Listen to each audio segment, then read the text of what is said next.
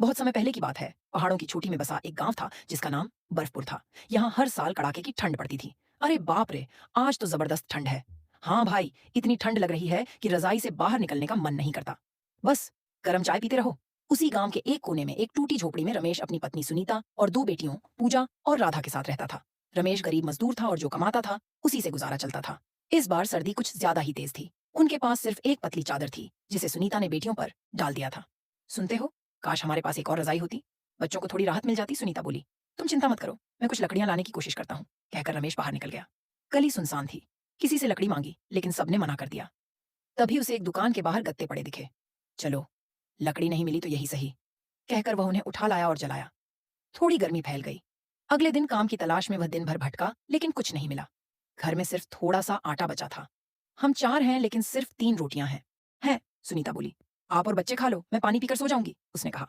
अगली सुबह रमेश पास की कॉलोनी में साहूकार के पास गया। साहब, कोई पुराना कंबल या चादर है तो दे दीजिए। साहूकार ने उसे एक पुराना स्वेटर और रजाई दी। रमेश की आंखें भर आईं। देखो बेटियों, अब हमें थोड़ी राहत मिलेगी, रमेश ने कहा। शाम को रमेश काम की तलाश में निकला। शर्मा जी नामक दुकानदार ने उसे देखा। अगर काम चाहिए तो मेरी दुकान पर आ जाओ, मेहनत करनी होगी लेकिन खाना और कुछ पैसे मिलेंगे। साहब, मैं कुछ भी करूंगा, बस मेरे बच्चों को खाना मिल जाए। अब रमेश को उम्मीद की किरण दिखी। कुछ दिनों बाद उसने एक गरीब को ठंड में ठिठुरते देखा और अपना पुराना स्वेटर दे दिया।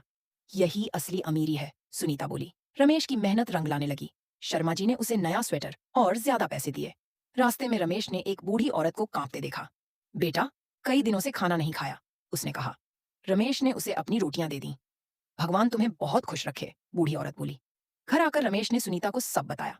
हमारे पास थोड़ा ही सही लेकिन बांटने का जज्बा है, सुनीता बोली। कुछ दिनों में रमेश की जिम्मेदारी बढ़ी, मजदूरी भी। अब वह पैसे बचाने लगा। उसने अपनी झोपड़ी को थोड़ा ठीक किया। काम वालों ने भी मदद की। अब घर में गर्मी रहती थी। सीख, कठिनाइयों में भी उम्मीद और साथ बना रहे तो हर अंधेरे के बाद उजाला जरूर आता है।